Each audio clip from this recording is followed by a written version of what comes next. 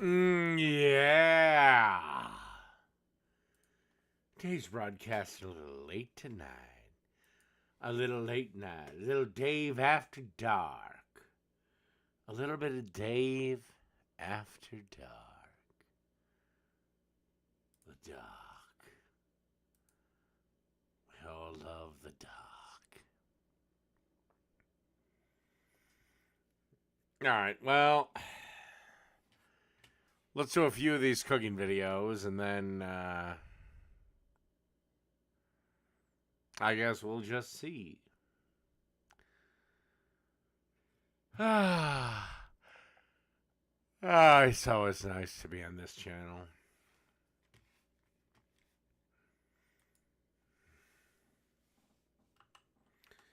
Let's see if the world's ended. No, it hasn't.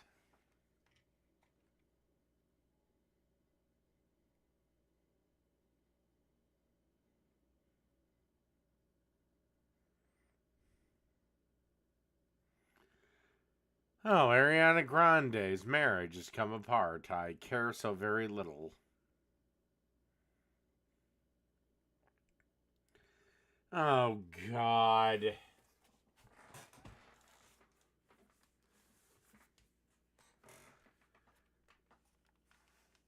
I'd tell Pride members to fuck off, and if I was a Minnesota mayor, I'd be like, you want to beat me? There's always November.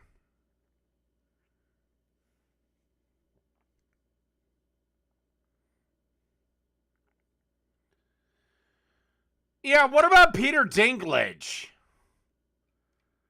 Because, yeah, all you're doing is robbing him of a role.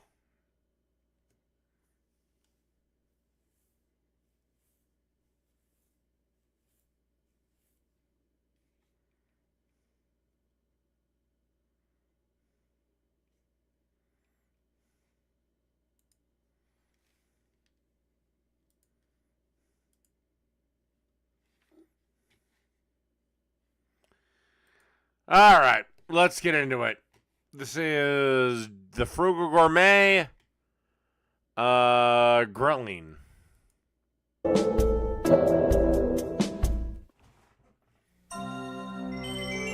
Yes, I'm going to be doing several cooking videos on this thing, and at some point, some girl will have a cucumber lodged somewhere. We'll find out later. Giggity giggity. Giggity goo.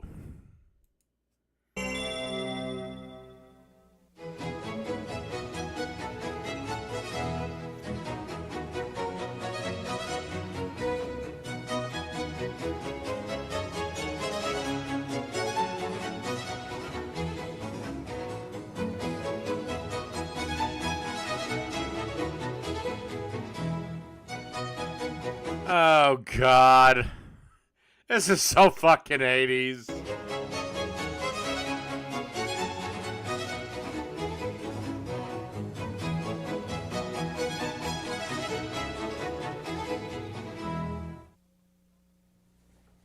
How are you? Welcome again to more cooking from those three ancient cultures that most influenced food in the West: China, Greece, and Rome. Today's question, and there will be... Although I should actually probably copy his intro. He was probably my biggest early influence on cooking. An exam on this, so take notes. Who was the first person to ever grill meat? Now, Some cave guy that stuck meat on a stick. what does grilling mean?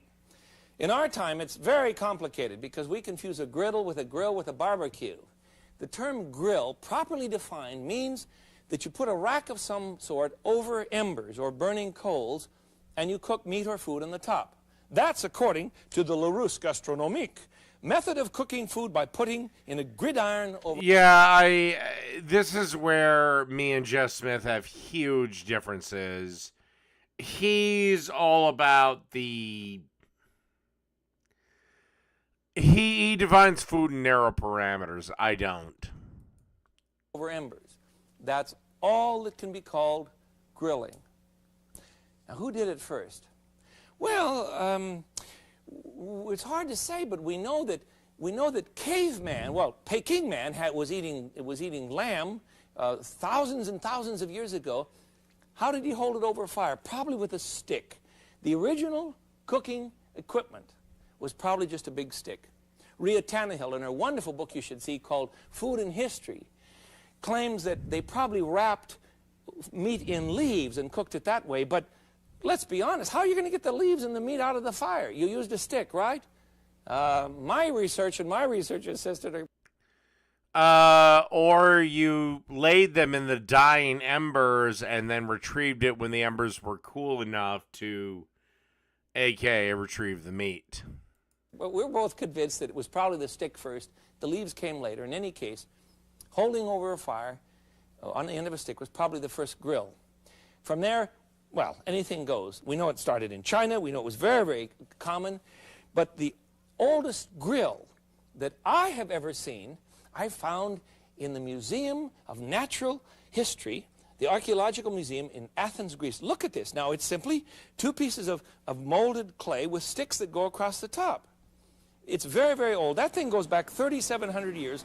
This is contemporary Athens, and in this very, very same device is used in a restaurant, well, many restaurants. This is the Kunan restaurant on Metropolios Street.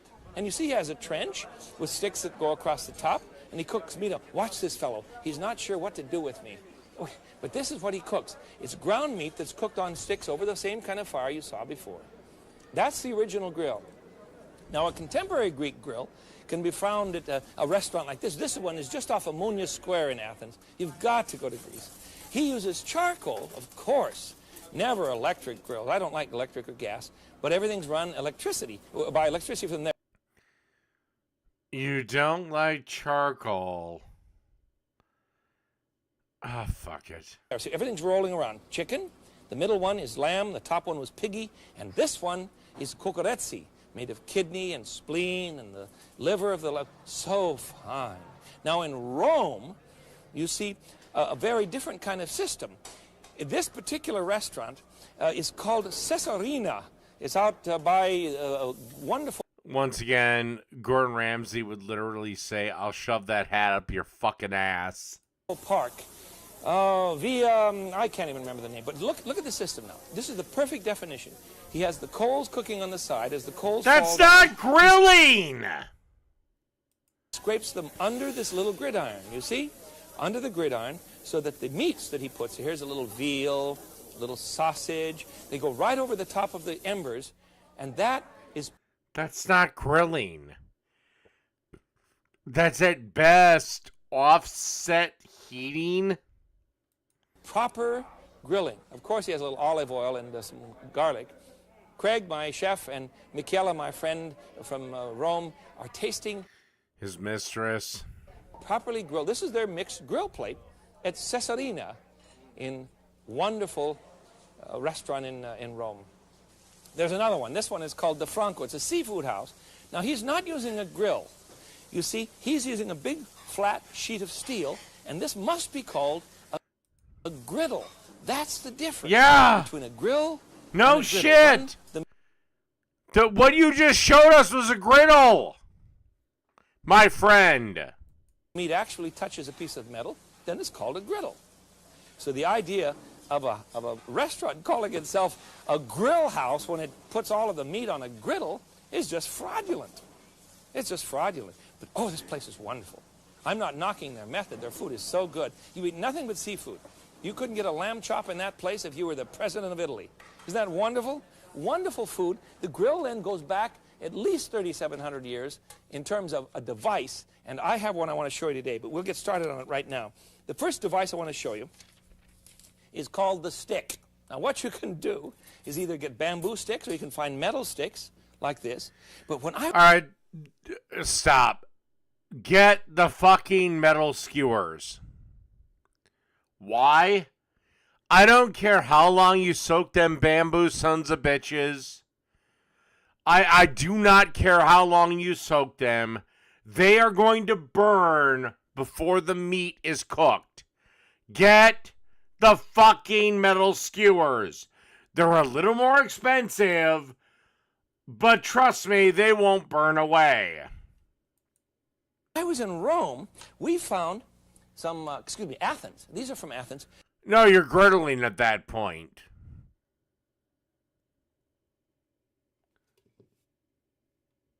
When I use my barrel grill, I suppose I still call it a grill, but it's not. It's a smoker.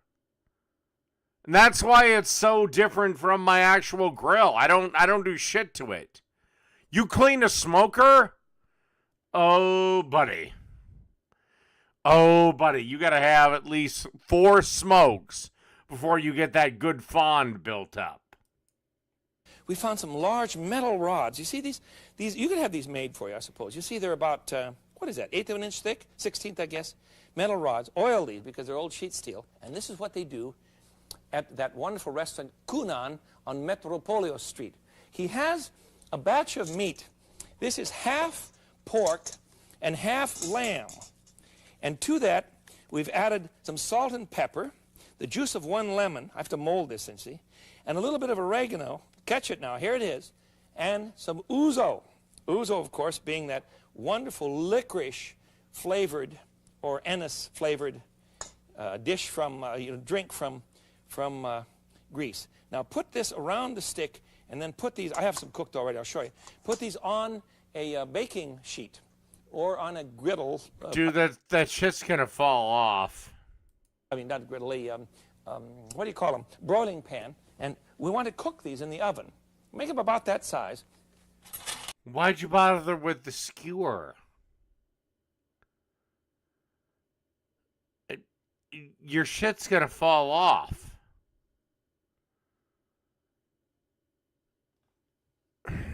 God, I almost feel like I'm attacking a grandpa. Oh, God. Oh, fuck it. Cook these in an oven. Took me a while to figure out what they did, because when I did this, you see, watch this again. When I did this, you know what happened? I would put it, and the meat kept falling off. I thought, what do they do? Well, I finally figured it out. They mold them, then they put them in an oven like this, and they broil or they bake them at about 375 for about 20 minutes, so they hold together. Now you can put them on a griddle. No. Were you paying attention? On a grill, in order to flavor them. You see, at the last minute, and heat them up. They make hundreds of these every day, and then put them over the grill at the last minute. So these came out of an oven, and we'll put these aside because I want to make some for you in just a minute here. The other thing you can do with a grill, and this is just delicious, grill lamb cubes, and this is typical of Italy and of both of Greece. Here we are.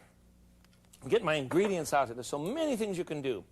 The basic one is simply, let me turn this around. Basic one from Greece is simply olive oil, garlic, and oregano. Got it? Now, the Greeks taught the Romans to cook. If you are Greek, you agree with me. If you are French, you are furious with me. If you are Italian, you're probably going to agree eventually. Well, I'm an American and also living probably 40 years in the future, so I'm rather indifferent. But I also know I have to pee. I'll be right back.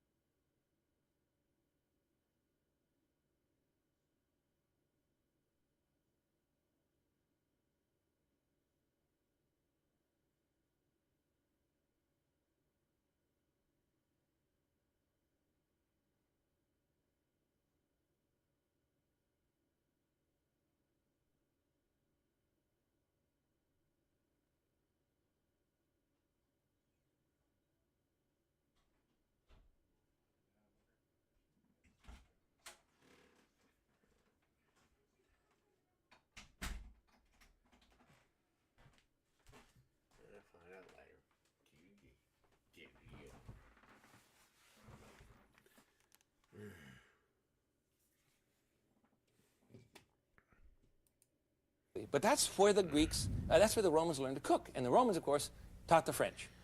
Well, the biggest thing with kebabs are you don't have the full kebab on the grill.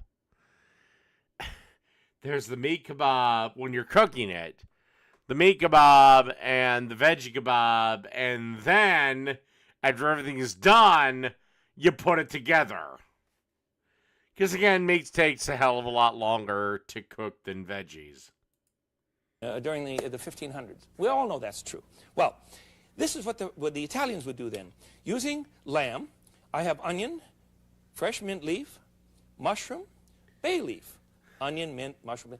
Marinate these in the same olive oil, garlic, and lemon. And, well, okay, it's lamb. So, yeah, I hope you enjoy rare lamb. If you don't, you're fucked.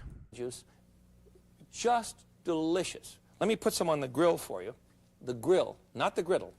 And we'll have a good time with it. We are going to do something on the griddle because I want you to remember the difference. Let's see, what else was I going to put on there? Is that it? Yes, that's it. All right. Now we can process. And I think we should process. Please remember that every creature in the world that gives his life for you deserves to be treated with reverence. And those of you who are vegetarians must remember that even a head of lettuce hurts when you cut it off. The head, I mean, you see. So don't get arrogant. Yeah, fucking vegans. With me. We all leech off of the world because that's the nature of our condition. So treat everything you eat with reverence. Now, we're going to put some meat on the... This is so much fun. Look at this. This is not my idea. It occurred to me after seeing that griddle that we saw in ancient Greece, 3,700 years old, that you can make one out of 20 fire bricks. Now, let me show you what you do. You get 20 fire bricks, and there's 2 here, 2, 4, 6, right? On the other side, 2, 4... No, you got fire brick slabs cut to order because there is no mortar between them. 6, 2, 4, 6 on the bottom lying flat. You got that? And then 1 at each end. That gives you 20 bricks. You got that?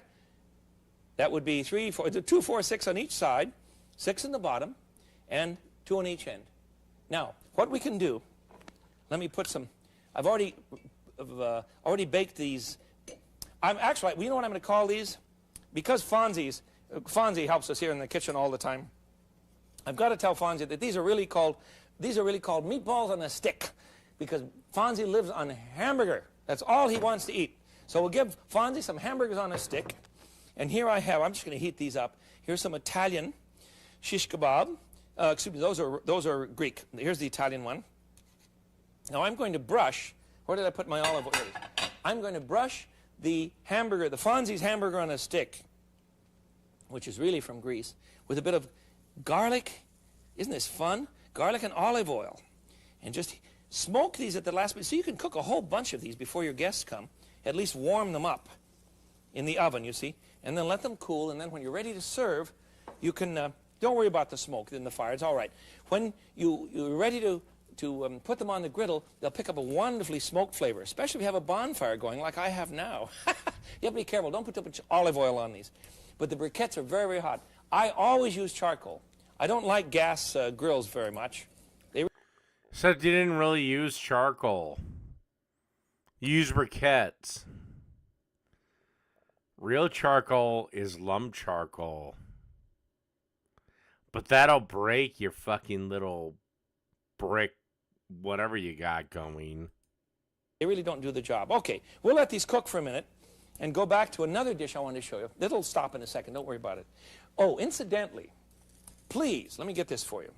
Please have some kind... Oh, I hadn't tried to... Although, I am kind of feeling bad. It's like I'm destroying a grandfather. Oh, God. Pick this up until you came. Because, again, he was old when I was young. Very heavy. Have a fire extinguisher nearby when you're cooking, especially if you had children or older people around who can't run as fast as you can. It's no fair to start a bonfire. They'd yell, "Everybody run!" And you're the only one who knows how to get out. No fair. Keep a good fire extinguisher around so that you can take care of your people. That's your responsibility. All right, these will be ready to go in just, they're almost ready. Actually, good advice, because I usually have the hose on when I grill, just in case. It's never happened, but, you know, it takes 8 seconds to turn the fucking hose on. I better hurry. Because I want one more thing to go on. This time now, I'm going to confuse you. I have a sheet of steel. Let me show you this. I don't even know if I can pick it up. It's so very, very hot. I have a sheet of steel on my gas burners that is 1/4 of an inch thick. 1/8 of an inch, I'm sorry. 1/8 of an inch thick, you see? And it fits over 2 burners. And the burners, of course, are burning. This is a proper griddle. Now, please don't try this on your home gas range, or you'll burn down the whole neighborhood. Please understand that you must have a commercial range, or the metal, the enamel that's on the top of the range, will simply not take the kind of heat that I'm giving this. But I learned this from an old Greek at a restaurant.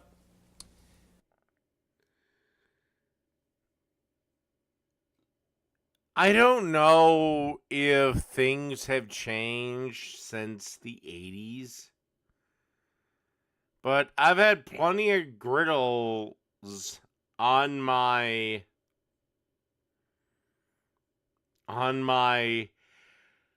home gas range, and they haven't done shit. You know, you have favorite restaurants and the son takes over and the old man retires and the son decides, I'm going to make it better, and he blows the thing. Well, such is the case at a wonderful restaurant called Kokino Varka in Piraeus in Athens. It's a wonderful place in the waterfront where you eat right on the waterfront. It's just lovely. The old man ran a great place, and the kids cleaned it all up, and the kitchen's now in the back. You can't watch what's going on. The food isn't half as good, and I'm really brokenhearted. But this is what the old cook used to do. He would take a fresh, where's my oil? Here it is. He would take a fresh red snapper. Be careful with these now, because you can hurt yourself. They have little pins on them. And rub him in olive oil and garlic. And you know, I can remember this one. First time I saw this, Channing and Jason just went crazy. And Jason wasn't interested in a red flounder for dinner. He was about 14, I think. He tasted this, and he ordered it the next day. We went back. Wonderful food. Here's what the old man would do. He would get this piece of sheet steel on his stove going. Oh, and he had an apron on that was so dirty, you took it off him, the apron would walk away.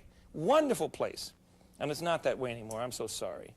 But he would put the fish, coated with olive oil and garlic, nothing more, in a clamp, you see, which now means that when I put this on the griddle, it becomes a grill because it is...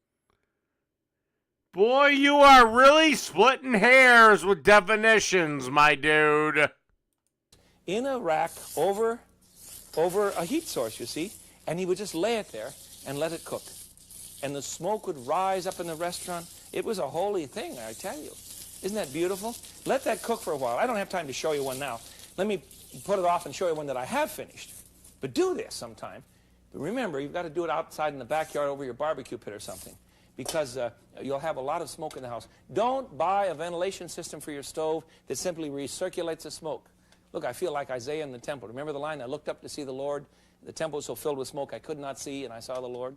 Smoke has always been associated with the mystic and the wonderful and excellent food. Remember that. All right.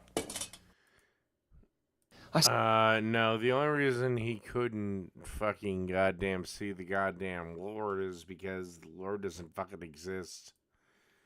Alright, now we'll go on to the second part of the episode.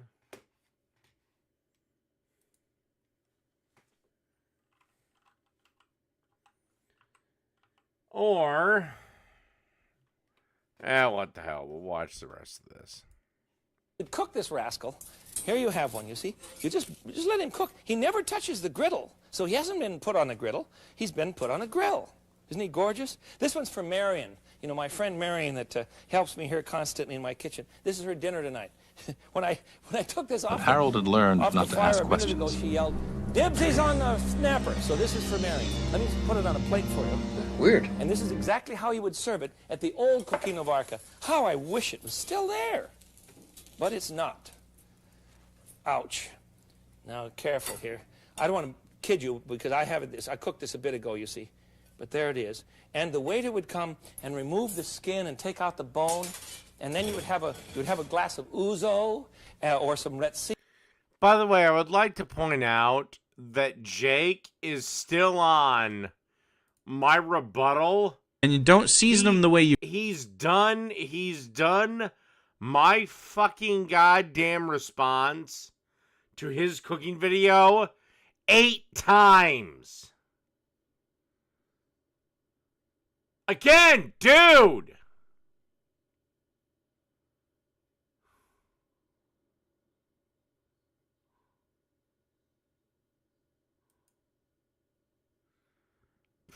Dude.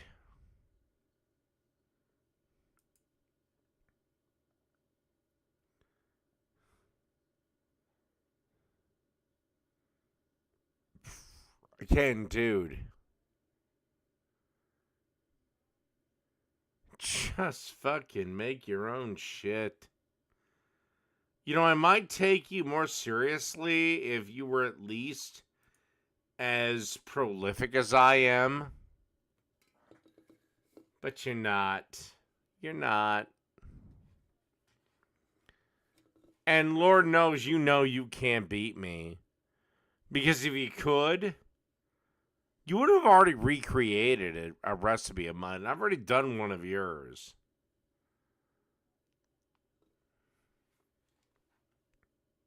Weird. I think it sounds weird. It sounds like code switching. Strange. Don't try it. All right. Let's get back to Jeff Smith. And you would sit back and look at the beautiful sea on Athens, and oh. So here you have, first of all, a grilled fish, according to an... Wow, his burgers on Twitter look amazing. And I don't care.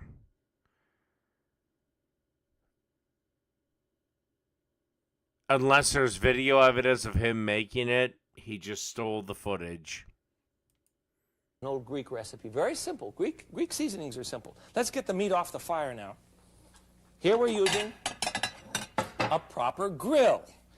And these are perfect. Look at that. Look at that. This is the background, you know, the ancestor of what we call in New York, everyone's, hey, heroes, let's have a hero sandwich. You say, well, that's a big deal, but it's basically what I've just cooked for you. Although maybe I'll actually try to make this grill. I could probably put together 20 fire bricks and just lay down a bed of charcoal, saturate it with whatever. Just exactly what I've cooked for you. Except that we do it on small sticks instead of on great big rotisseries. You've seen those down in the Village in Manhattan. Here in Chicago, we have them all over town. Now, let me show you the sandwich they would make for us in Athens at this wonderful place just off of Monostraki Square. Monostraki Square. You know what? Screw it. I don't know. Jake, give me a decent argument. Otherwise, I think this is about as far as we go. Because you haven't replicated a recipe. You constantly say you're the superior cook to me. I think this is about as far as we go. You can keep commenting on my videos. There's no way I can stop you from doing that. But if you're not gonna engage, then I think we've reached our end. I do an accent. Yeah, it's sort of weird. Like, Sarah doesn't have an accent. Go. Not everybody does. New Orleans. That's correct. What in the hell would I have to give him credit for?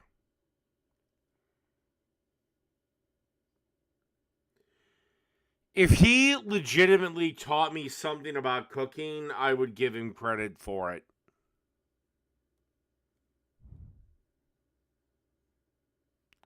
If there was anything. But if anything, I've taught him. Oh! Knowleders? Oh.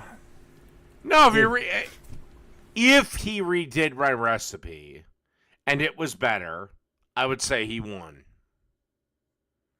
I would actually say it's all right. He beat me.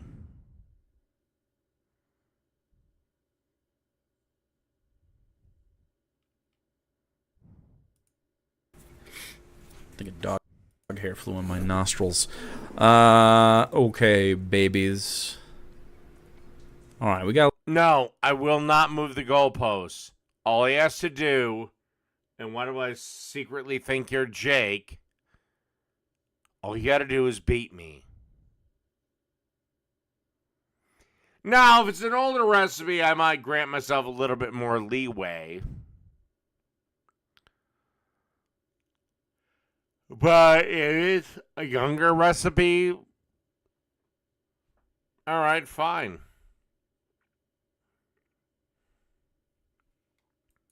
Got a little gloop for you, and then we're gonna get into some Gothics bullshit. We got a little gloopins.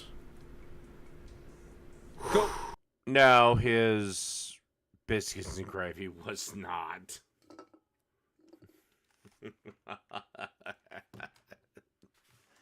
Just no.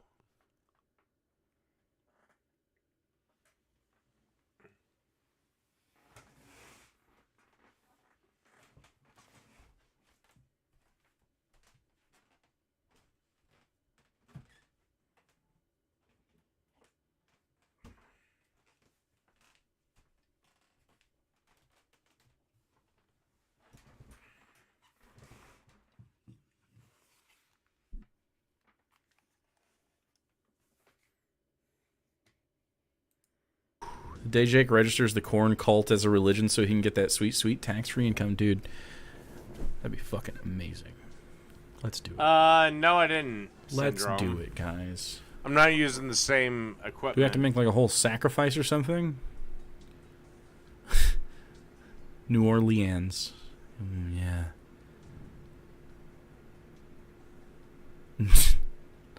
Like new metal? New Orleans? Jake, will you get to the New fucking video, Orleans. you son Okay. New Orleans. Good Springs Burger. He keeps doing like a Fallout thing. Hopefully this burger is good. Courier, running all over New Vegas. There he is. I need a good meal. And Trudy, well, she owns the Prospector Saloon in Good Springs. Well, she's got a surefire burger that'll fill anyone's appetite. She starts off with the seasoning mix, which consists of 1 teaspoon of salt, a quarter teaspoon. So, in my opinion, you could pull this off if you edit this a little bit and add some like Fallout references so that people know what the fuck you're talking about. Like, I understand it says Fallout New Vegas on here, but assume I've never played the... I just said Trudy of the Prospector Saloon, you dumb fuck. That's one of the first people you meet in the goddamn game. Okay.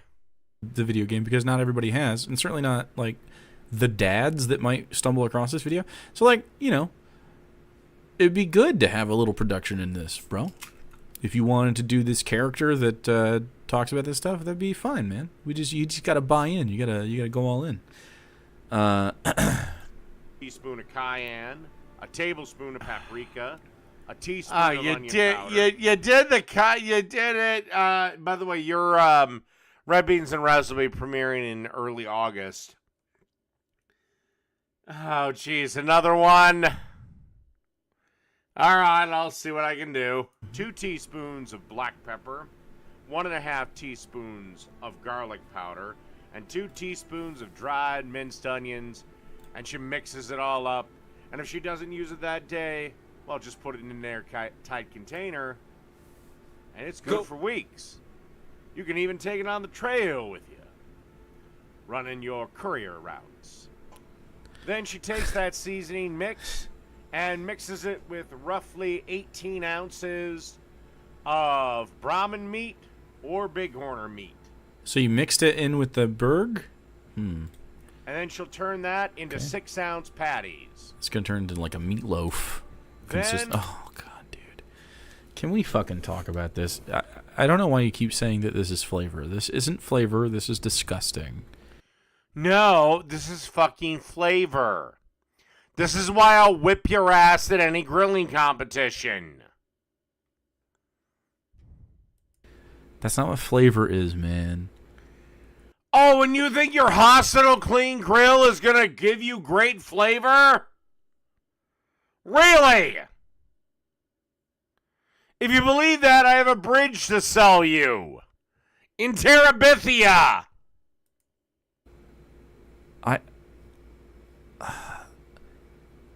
It's just gross. It's so gross.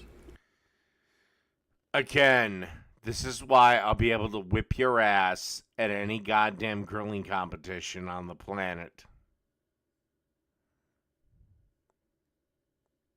Like, and you're not even down to critiques. You're not even down to insults.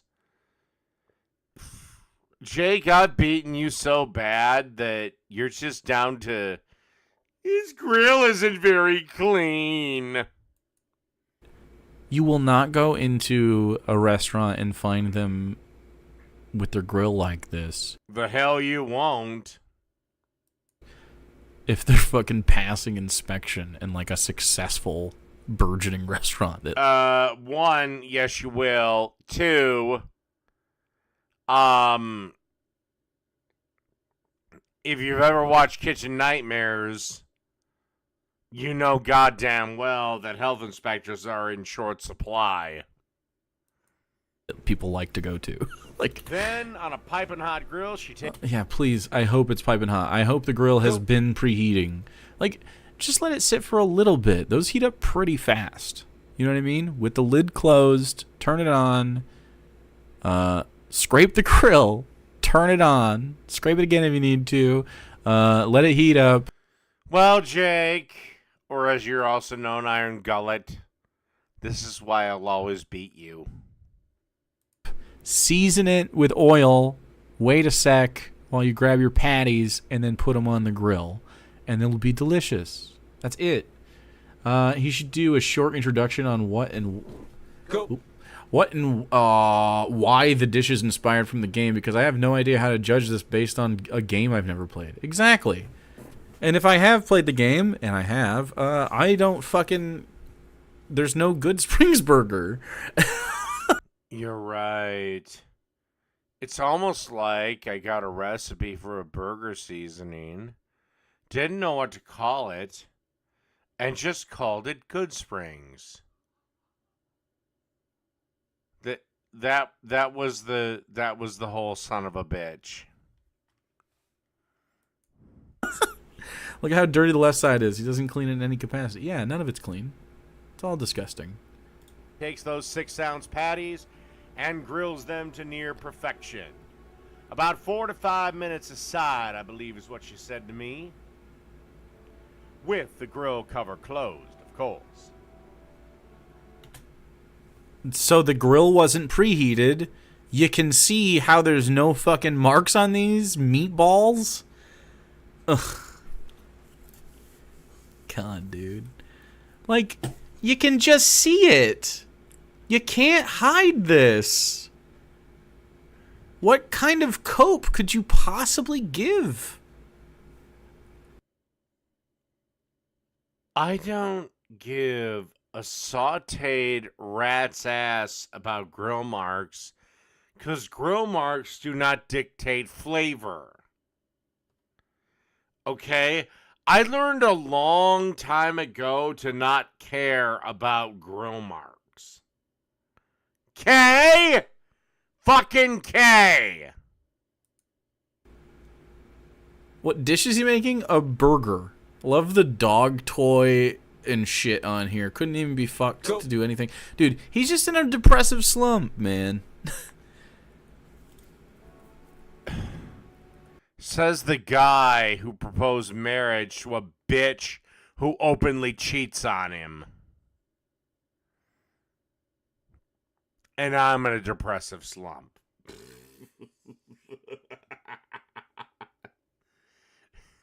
You propose marriage to a bitch who openly cheats on you.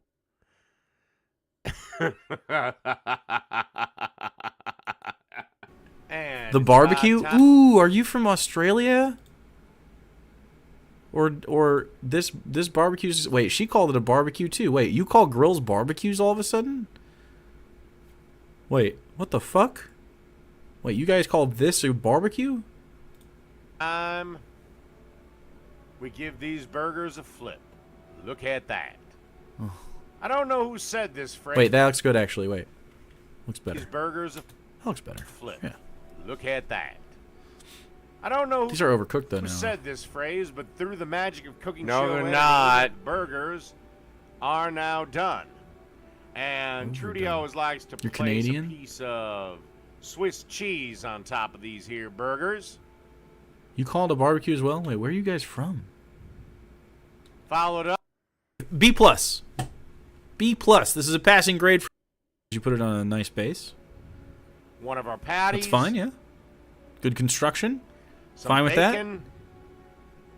Did you cook that in the oven? Point of fact, Little yes. bit of ketchup. Little bit of mustard. Some red onion slices. Pickles. I don't like those. Bread and butter. And that's it. That's the burger you're going to get. That was properly constructed. Huh? You got to clean your grill. It's got to preheat longer. No, I don't have to do any of that shit. Go fuck yourself, Jake.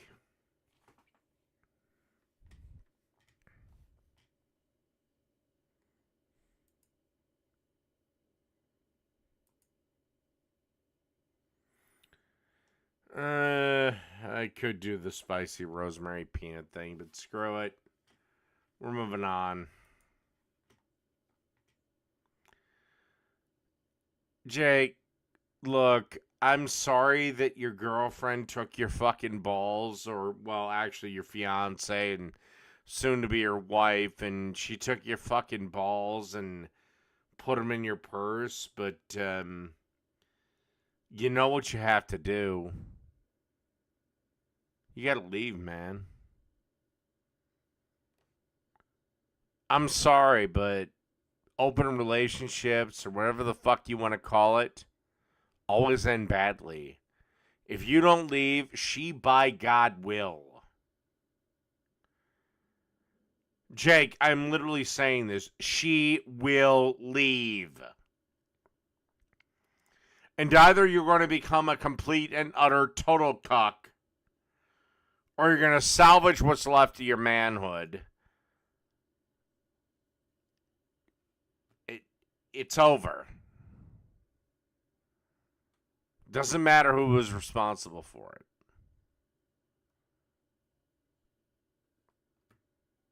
I don't care that if she's brought home girls. You let her sleep with other men.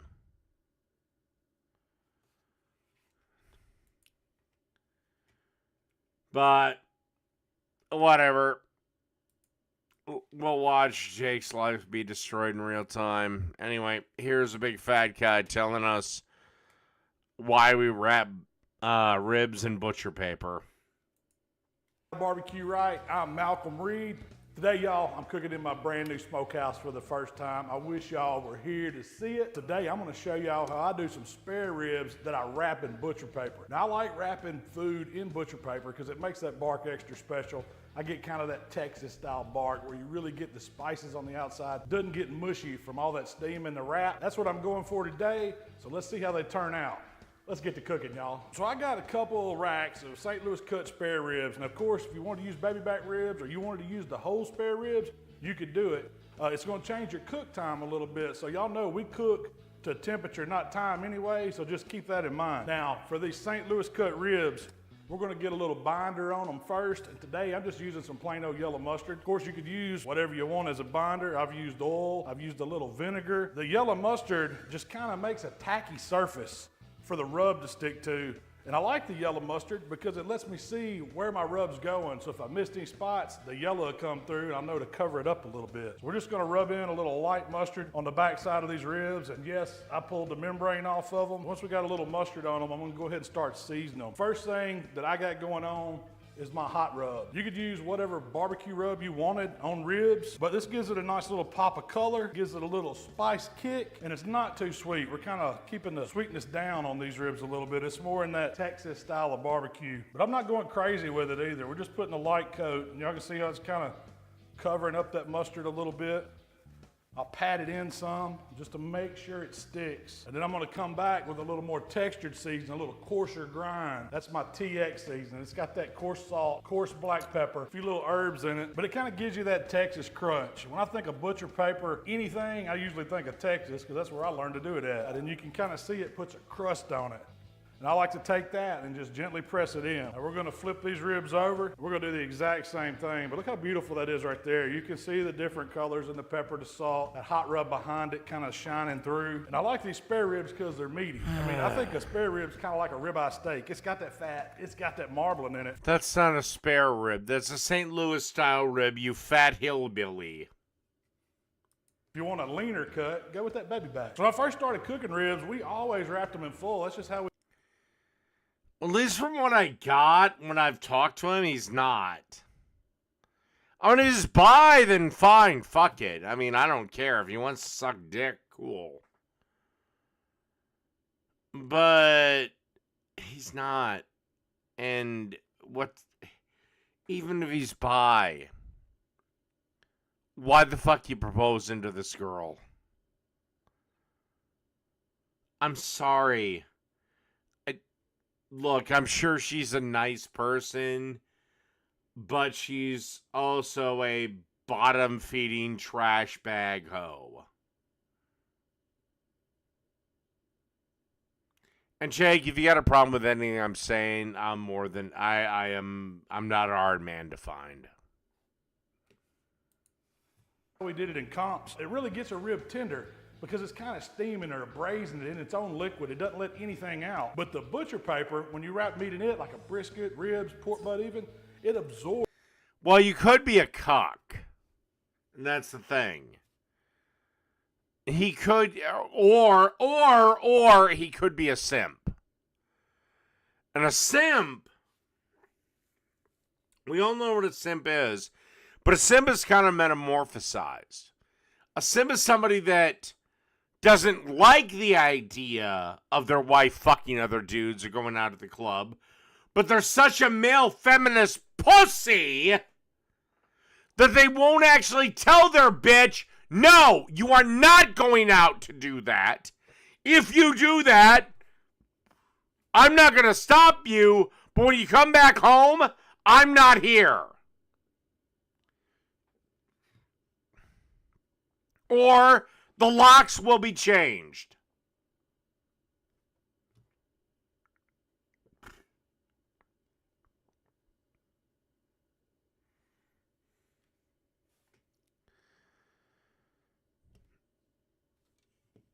That's the difference. They're brainwashed by feminists, which is basically most teachers, to thinking it's okay that your girl can go out and act like a whore on Instagram or at the club. And again, this is why I said Jonah Hill did nothing wrong.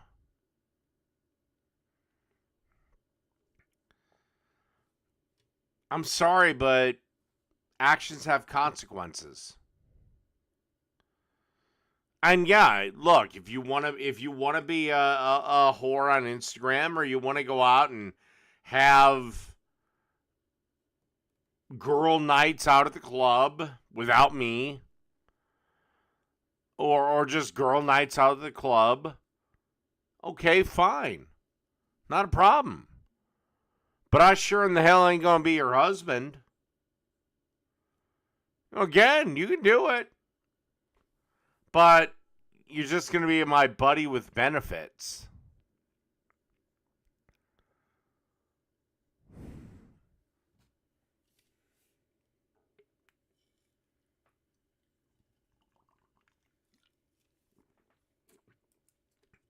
Some of that moisture. It's kind of porous, so it lets a little smoke in. But no, Jake isn't a beta. Jake is simply just a simp. I guarantee you, Sarah's probably the hottest chick he's ever seen, or met, or would fuck him, and he is letting that cunt right all over his face.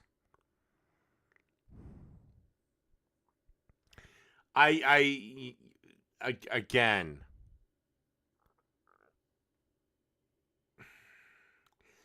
I don't care if, oh, well, Sarah provided Jake with a bunch of three-ways with two girls. Oh, whoop-de-fucking-do. The second you sleep with another man, bets are off. All bets are fucking off.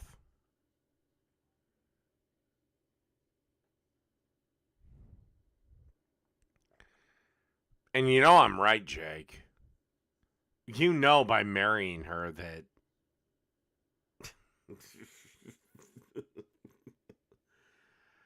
Welcome to a world of pain, but I'm going to get back to my cooking videos. But it doesn't steam inside the butcher paper as bad. That's what gives you a better bark. Now let's go back with a little light coat of that hot rub for some color and for a little pop. I'm just patting it in a little bit, kind of helping that rub adhere to the mustard, to the meat. Then we're going to come back with our crunchy layer, that super texture of that TX. But I love a good bark on barbecue, whether it's ribs, brisket, pork butt.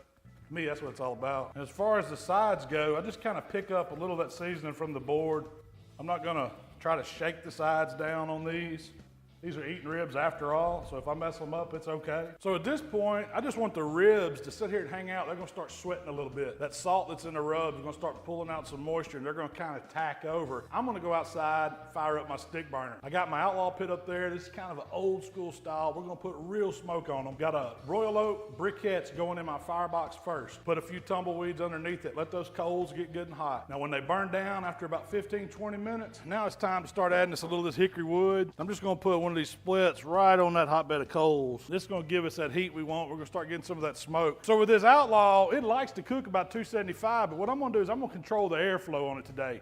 We're just gonna burn a split about every hour, and I'm gonna try to hold it at that 225 to 250 range just by keeping the stack choked back a little bit and a little bit of air coming in the firebox. So y'all can see right now, I'm creeping up right on 225, and it's about perfect. I'm just gonna let it stabilize for about 10 or 15 more minutes, let a little bit of smoke start coming out. We're gonna be ready to put those ribs on. Y'all like that new sign up there, don't you? Shell got me that one.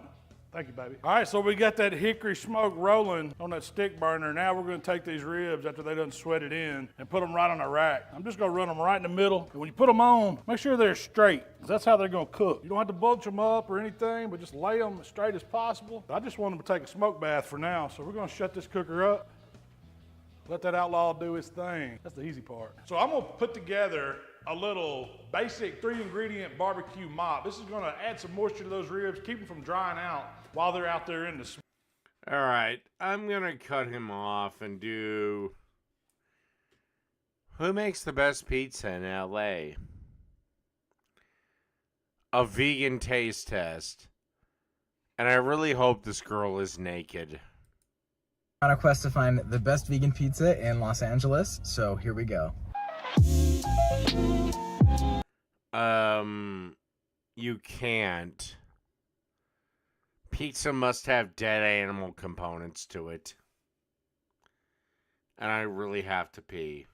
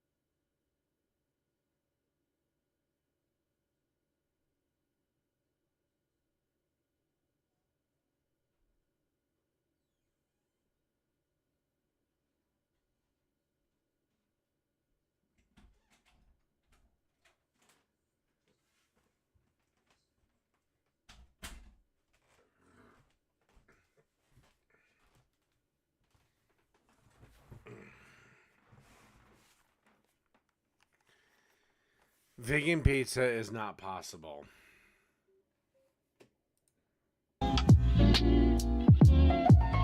It's not possible. This is bringing me right back to Jersey. I'm very underwhelmed by it. This is more like fast food pizza. One of my favorite vegan pizzas ever now. It's not possible. You can't make vegan pizza. You need mozzarella cheese. Otherwise,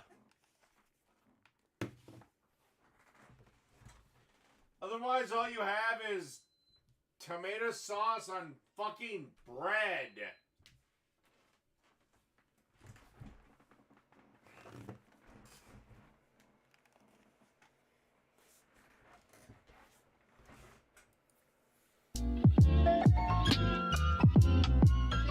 Hey everyone, it's Jasmine. And Chris. Welcome back to another video. Today we're going to 3 all-vegan pizza spots in LA, and we're going to show you, or we're going to let you know which ones we think are the best and why. We've heard great things about all Yeah. I don't care. these places, and we thought this would be a fun video to do here on our channel since we do a lot of taste tests here, and we were in LA visiting my family, so it was the perfect time. And we want to give a quick shout out to our sponsors today, which is Thrive Market. We'll be chatting a bit more about them throughout this video. The first spot we're checking out today is Hot Tongue Pizza. Is this technically Silver Lake? I think it's Silver I Lake. believe we are in Silver Lake, and I really love the branding of this place. It is all pink, really cute in there, and they have a few different types of pizza. So they have like classic, Plain slices. would these be New York style? They're like really big. Yeah. I'm not entirely sure. They have like I large. think Those vegan pizzas look like goddamn...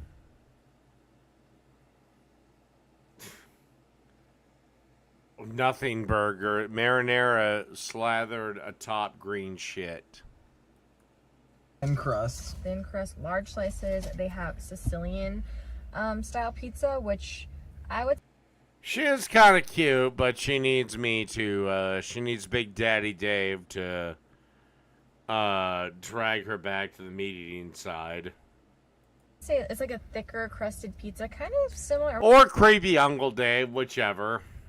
Reminds me of focaccia. Focaccia? Yeah, they also had a Detroit-style pizza, which we didn't end up getting, and then they had a few like thinner crust Variations. pies of like Not a fan of the nose ring, so she can lose that immediately.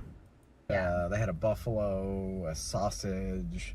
Yes. We kept it There's simple. 4 types. We got a plain because the other 3 were all spicy, and I can't do spicy. So, Restaurant spicy is not spicy, sweetheart. Ugh.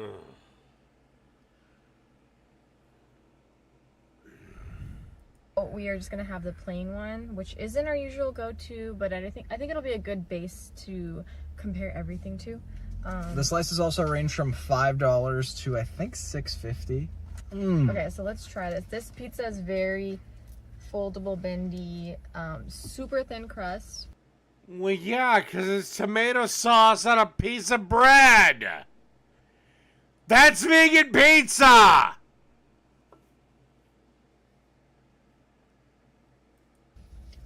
I don't love thin crust, but Chris does, so he'll be the person to judge that.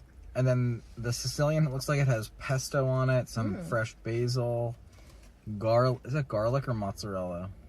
I don't know. This is just sauce. Alright, these people are boring. Away with them.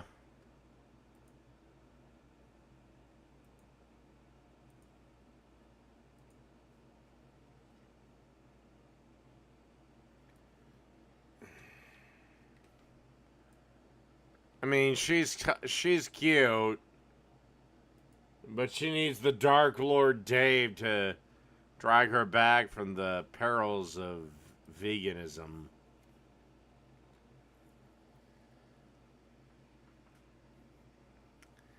All right,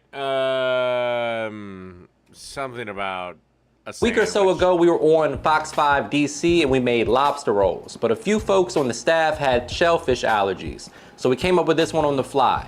They liked it so much, I decided to make it for you guys here on YouTube. This is my recipe for firecracker salmon rolls. Meet me in the kitchen, let's make it happen. All right, so first things first, Obviously for a salmon roll, we need some salmon. Here we have 2 large salmon fillets. This is roughly a pound of salmon. We're gonna turn these into basically salmon bites. So I'm gonna cut it however you want to, bite-sized pieces. You leave the skin on or take the skin off, totally up to you. It's a personal preference thing. But we're gonna cut them into about, I guess that's about 1 inch or so. Just repeat that process for your entire salmon fillet. The thicker pieces can be cut into a little bit smaller if you want, but again, personal preference. All right guys, so we're going with a buttermilk brine today. We're keeping it nice and simple. We're using my seasoned flour, so no need to go crazy with the seasonings. A couple tablespoons of hot sauce, about 1 quart or so of buttermilk. We're just gonna get in there with our hands and massage all that in. Let that buttermilk work to tenderize the salmon a bit. Yeah, I know, his skin's still on, so I'm waiting to see the final product. Hot sauce, gonna add a little bit of spice to the party, along with the firecracker sauce we're gonna make here in a minute. Everything's gonna go together beautifully. All right, so when we made this sandwich, we also made a Asian slaw to go with it. The flavors pair beautifully with that firecracker or bang bang sauce. We're gonna need a little bit of texture, so that's what the slaw is there for. So in a mixing bowl, we're gonna need some olive oil to get the party started. Quick reminder guys that all the specific measurements and ingredients for this recipe can be found in the description box below. So I am aware you can do that. However, salmon skin, much like carrot skin, tastes like shit. don't forget to check that out. So olive oil, some honey. We need some garlic and ginger paste, about 1 teaspoon each.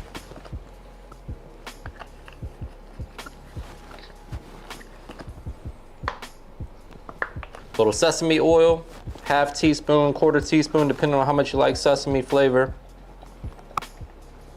Then we need our rice wine vinegar. We're gonna add that.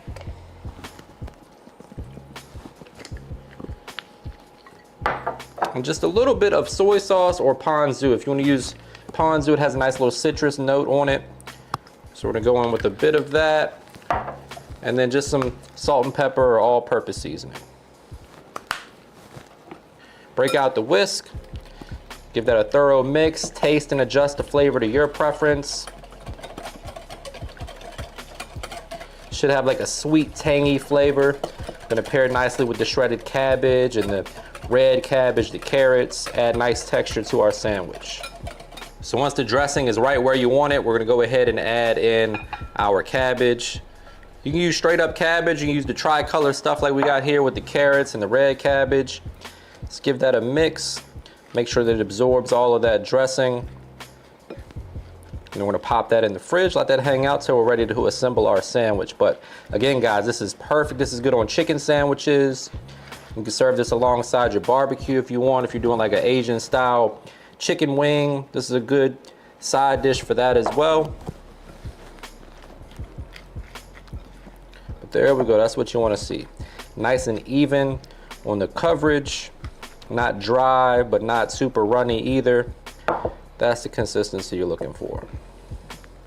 All right, so last time we used brioche buns, hot dog buns to be exact, but I wanna try it out on this hoagie roll. So we got a fresh hoagie roll from our bakery. You need a serrated blade to properly cut this bad boy. You don't want to cut it all the way through. Just make a little pocket for your sandwich. You can hit it with a little butter. As you guys know, butter makes everything better. But you want a nice little situation to put your slaw and your fried salmon in there. That's gonna go in the oven for just a couple minutes to kind of toast up. We want the exterior to have a little crunch and the interior to be nice and soft still. All right, guys, so we got a little melted butter. We got a beautifully toasted roll. Oh my God, I wish you could smell this. Just gonna spread that. My days off changed, so Tuesday I won't be up so late. That butter in there. The roll's still hot, so the butter will continue to melt the way the good Lord intended. And then just repeat that process. All right, guys, so for the firecracker sauce, We're going with 1 cup of mayonnaise, a 1/4 cup of sriracha. We're gonna eyeball it today, but you can measure it out. A 1/4 cup of sweet chili sauce. You can adjust the ratio depending on how spicy you want this to be. If you want it to be spicier, you can use more sriracha. Sweeter, you can use more sweet chili sauce or a little more honey. Speaking of honey, we're going in with about a tablespoon or 2 of that. Followed by a few dashes of sesame oil and about a tablespoon of soy sauce.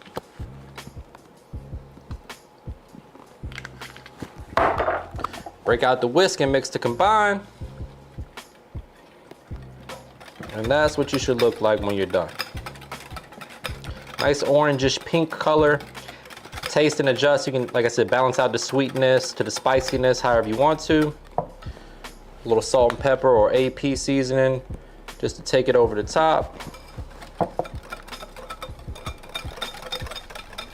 Now for our flour, we're bringing the flavor with my all-purpose seasoned flour. If you haven't tried that, you can get yours via the link in the description box.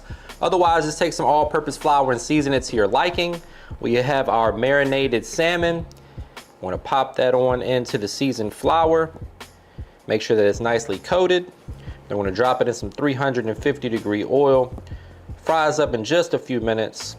Now, if you don't want to do this with salmon, guys, you do this with other fish. You can do it with shrimp. It's great with shrimp. Really can't go wrong. Could even do it with chicken if you want. Nice little chicken tenders or chicken chunks.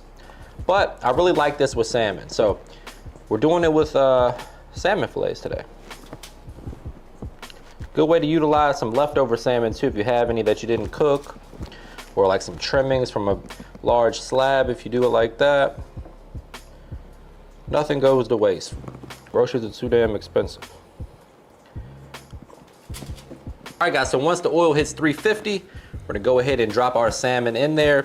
When I say drop, I really mean be careful and gently place it in there. These are gonna fry up faster than me at an open bar wedding. 3, 4, maybe 5 minutes if you got some thick pieces in there.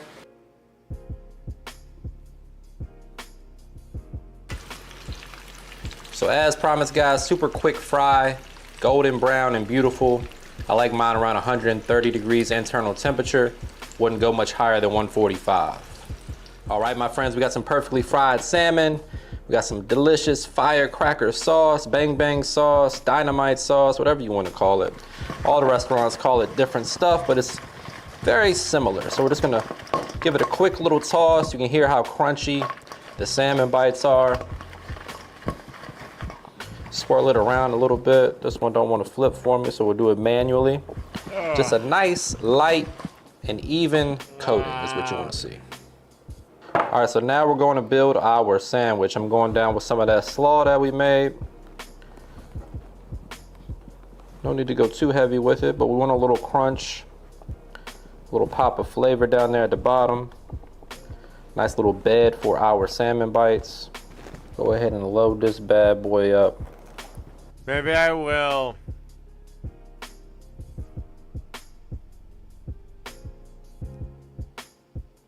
Then for good measure, we'll just hit this with a little bit more sauce right on top.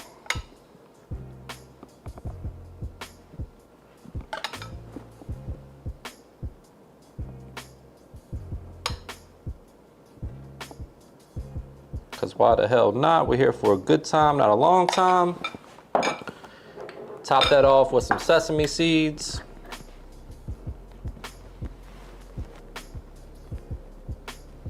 And finally, some chives. This is the part where I say brace yourself for a trademark money shot. Say it with me, guys. Looking good. And the only thing left to do is get in here for the taste test. But before we do that, please take a quick second to subscribe to the channel. Make sure you hit that bell to enable notifications as well.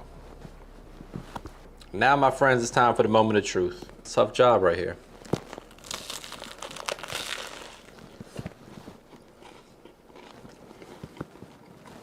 Wow.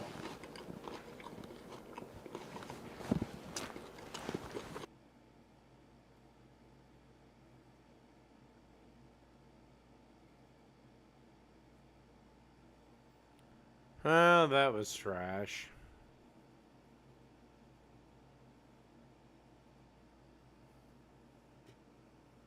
This has got to be one of the easiest pasta dishes in the world.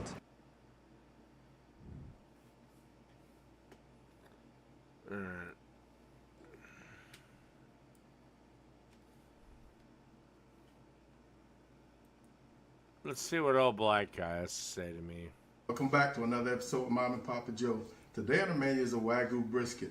I've cooked plenty of them before, but always for competitions. Today is going to be the first time we cook one for us to enjoy here at the house.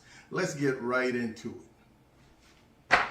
All right, first thing we're going to be doing today is to make our simple rub. It's going to be heavy cracked black pepper. Actually, a Juicy Lucy burger I've kind of resisted making. But I don't know, maybe I will. Of course, we're going to be using 16 mesh black pepper. I'm going to start with 6 tablespoons. I've got my Lawry seasoned salt, 1 tablespoon. Garlic powder, 1 tablespoon. And kosher salt, 1 tablespoon.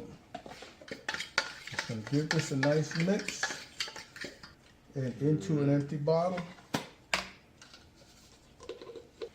And we are ready to go. So here's our beast of a brisket, man. Wow. And if you did not catch our live last Thursday, I'm going to put the link to it in the top left corner, top right corner as you look at it. But this was a 26-pound Wagyu brisket. I trimmed it down to right a little over 17 pounds. So this is going to be the largest brisket I ever cooked. Seasonings, again, you saw, very simple. First thing I'm going to do is come back with a little bit of a binder, not a whole lot. I'm going to be cooking fat side up, so I am seasoning the meat side first.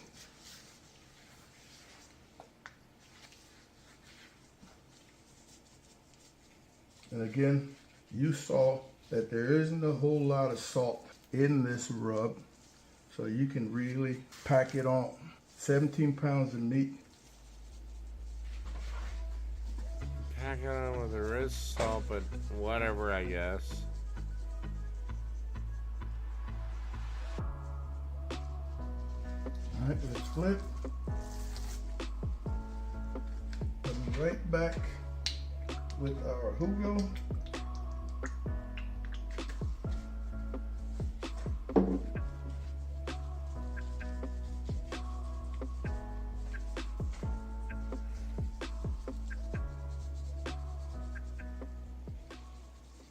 For those of you out there who might be worried that this is going to be too hot with this black pepper, have no such fear, folks. This black pepper is going to cook out nicely during this long cook. And man, everything looks great. So let's head outside and get this pit going after a little cleanup. Well, yeah, again, Wagyu is a little bit of an unused term. But, yeah. Ooh, got the right idea. Ooh, bitch.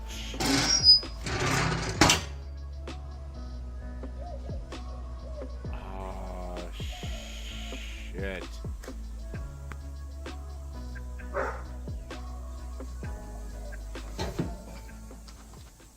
All right, we're ready to put this baby on. Pit is at 225. You want to put it in the shape that, man, you want it to cook in. We've got the point towards the fire, and at some point during this cook, we are going to be foiling this to prevent it from getting too dark or burnt or dried out. We won't be back out here for another 3 hours or so.